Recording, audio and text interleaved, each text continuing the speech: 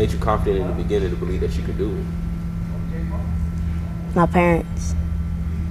Parents?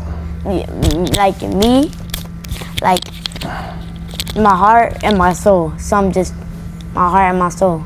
Today with Overhand Entertainment, we have a special guest, amateur boxer out of Georgia, fighting out of a fighter for life named Chase Ice Deshazor. About how you got into boxing. I was in football. When we were walking out of practice, I just told my dad I wanted to get into boxing. So he shrugged me off for a good 2-3 weeks minimum. Then he took me to a gym. We were in group classes. And then I was actually getting somewhere. So my dad thought maybe I should put him in one-on-ones. Huge difference. What was the difference from working one-on-ones into the group classes? In the group classes, they were like helping me with throw combos, like learn my combos like 5, 6, overhand, all those. When I got into one-on-ones, I already knew the punches. So really, I was learning slips, rolls. I could move my head while I was throwing punches. What was your training like up until your first fight? It was good because when I was a good 7.5, and I started working with professional Andre Dirrell. And the training was hard, great. It was great though. So I was still young though, so you know, I didn't understand like why I would do all this hard work. Go through the pain, all right? However it make you feel, so what? It's about fighting past it. I started understanding, like if I keep pushing myself and going beyond my limits, it's gonna pay off. And so your first trainer was Andre Dirrell? Second.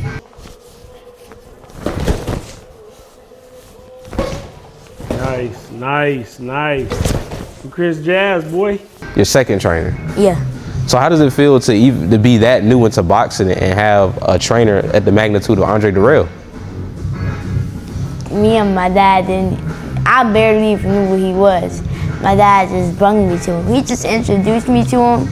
He showed me who he was. I saw a nice record. I was like, okay, this is a good trainer. Your body begging for you to stop right now. Put that work in, champ. Yep. Be smart. You got a whole 3 minutes. Come on, be smart. Box, but just stay sharp the whole time. Who has helped train you in Maryland? Coach Keith, the footwork king, and Mr. Calvin, Gervonta Davis' trainer. Coach Calvin? Yeah, Coach Calvin. So what was the experience like training with Coach Calvin, man? You training with some legends. Yeah, You're only 10 years old, man. You training with some legends in the game. I was excited to train with him. I knew who he was. I was excited. It felt great. It felt good to have like an opportunity like that to go train with someone like that. Did you get to meet Tank while you was up there? Sadly, no. I did get to meet Scooter Davis. Okay, how was that? Cool. We took a picture. We trained together. He pushed me, I pushed him. Training with Darryl, all your trainers that you had, you run into your first fight. So how did your first fight go? It went good.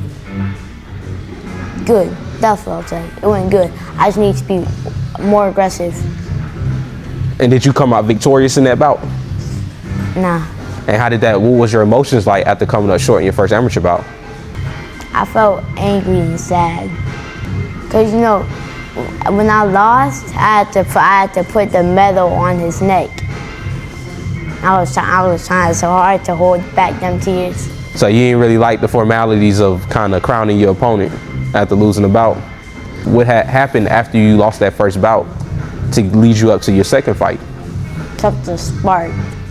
Tough sparring? Yeah, something lit a fire. What else do you feel like you need to work on leading into your next fight? Combos. Combos? I've been doing combos. All I really know is just 1, 2, 3. I can get crafty with the 1, 2, 3, like 2. One time I was in sparring. I switched to orthodox. then I switched back to southpaw. So when my opponent thought I was still unorthodox, I threw a two, boom. And I knocked her head back. How was it in your second bout?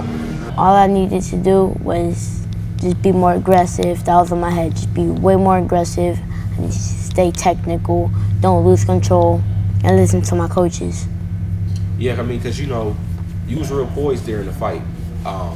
You know, you got a few 8 counts, and genuinely, you know, I really was gonna stop your fight had you got more aggressive with him. But you know, when you hit him a few good times and earned the 8 count, you know, you pulled off a little bit. So what was it in you that made you just kind of pull off a little bit and take the fight easy versus trying to go in there and get the stoppage? Once I got those 2 8 counts, you know, 8 counts count as knockdowns. So, you know, and once you get an 8 count, you basically own the round. So I already knew it was over. Well, not in the amateurs. So on the pro level, yes. In the amateurs, it's just more of a safety thing. So for you, what it would have leaned into was like, had you got another 8 count or got more aggressive with him, then you would have just got the fight stopped and you would have won by stoppage. Mm-hmm. But see, in the amateur circuit, an 8 count is not a 10-8 round automatically. So I'm glad that you mentioned that, because now you know going into your next fight that if you get him hurt, you get in the 8 count. Once that ref brings y'all back together, man, you hop right on top of him. That way, he's going to seem like he's overwhelmed. It's all about safety. They're going to stop the fight. Fighting out of the red corner, fighting out of Georgia.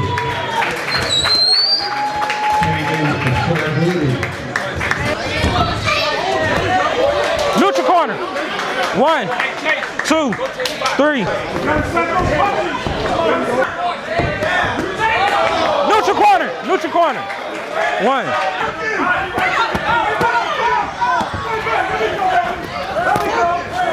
I need y'all to put your hands together. Fighting out of the red corner.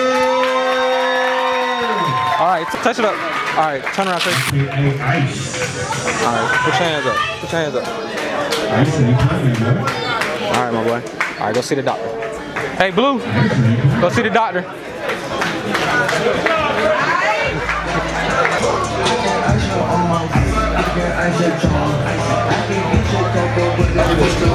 How'd you get into owning property at 10 years old? I was scrolling on YouTube, then I found me a nice watch. So then I sent it to my dad. It was like 10,000, right? He told me this don't mean nothing. So he introduced me to land plots and all that. So I sparred, I saved up. Every time I spar, I get 50. Every time I win a fight, I get 200. Every time I get 8 count, I get 25. So I saved up all. But before my second fight, I had 400. So I gave my dad 300. He got me the plot, and then. What watch was it that you wanted? It was the iced out Cartier, bro. Where you own land at? Arkansas. How many acres you own? 2. So what you want to get right now? What you save your money for right now? You can tell them now, cause you got your acres now. What you getting now? It's like a G-Shock. It's What, the price? yeah. It was like 1,700 from Yeah. Don. His name is Don Diamonds and Co. in Atlanta. He was known as Status Jeweler, but he switched his name over to Don Diamond and Co. So we got an appointment at 10 o'clock, 12 o'clock Monday. It has So he can get a G-Shock diamond watch. it has a blue face. It has diamonds on it. Real diamonds. Yeah, real diamonds. No moissanites. Boy winning his fight, he doing everything right, you know what I'm saying? So we had to get him right, get him together. Diamonds and Co. You know what I mean? We don't do no plan, none of that, you know what I'm saying? VVs, no SIs, we're going VS for the boy, you know what I'm saying? What made you pick the blue face? It looked unique. All the other watches, all the other watches look good, but the blue face, just look unique. How important was it to you when you had an opportunity to teach your son the value of materialistic things versus the value of owning something that actually could work for you and the family? It was very important. First, it was just like he coming with watches that cost $12,000, $13,000 that, you know, grown adults can't afford it. To say, son, you rather spend your money on this, or you can own this and you can get septic tanks, drain fields, You can build the foundation, go to the bank and get $250,000, then go buy the $10,000 watch. It takes time and the commitment, and that's what it is with the sport. And my son, if he say, Dad, I want to sell lemonade, we're gonna go get the best damn lemonade that he can get, put a bunch of ice in it, and gonna sell it right out here at a Fighter for Life event after he get done fighting. You know, you gotta teach him discipline and hustle. This is my whole brand, chance to chase your dreams right here. My little brother's name is Chance, my name is Chase. So, you know, I wanted to make my own glove brand. Ice, it came from him one day. It was like, yeah, Dad, I think my name gonna be Ice. My nickname for boxing gonna be Ice. Cause you know, I used to ask him at times, like, when do you think your nickname gonna be? And you came to me, right? And you said Ice. I did? Yeah, bro, I ain't come up with that name, Ice. You did. Yeah, I did, but I remember I was on my phone.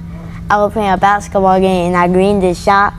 I said, I got ice in my veins, then they call me Ice. Yeah, but I knew it was something like that, and I asked you what came up with that name, and you said, because I'm cold-blooded. Yeah, like that. Yeah, exactly. So what's on your glove? Yeah. Who are your coaches and your trainers? My head trainer is my dad. My mentor and trainer is Andre Dirrell. My strength and conditioning coach is my trainer, Coach Quick. And I got a new trainer, Coach Sheik, and Coach Rockman helped me with some stuff. Shout out Coach Rockman in the gym. You also play basketball, correct? Yes. So how did you get into playing basketball? Honestly, I just wanted to dunk on people. Who you seen get dunked on that made you want to dunk on somebody? I watched Shaq.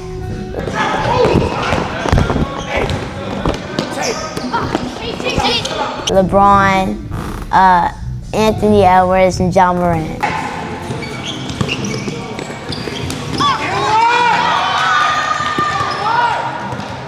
Hey, now that's a pretty cool crew right there, man. But I really did make a love for it too, though. Like besides all that, I started wanting to like shoot the ball properly and make all my shots. I wanted to be able to like have handles.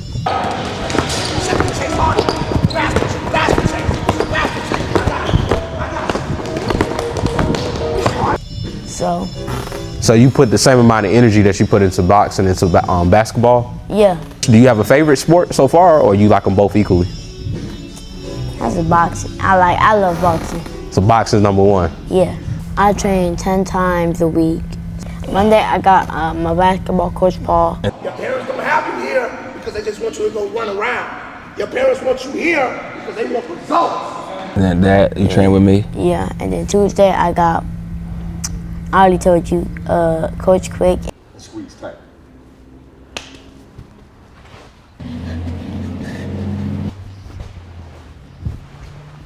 Jab body, jab head. And my basketball again. Then Coach Paul and boxing again. So it's really the whole week is just basketball and boxing. Ready?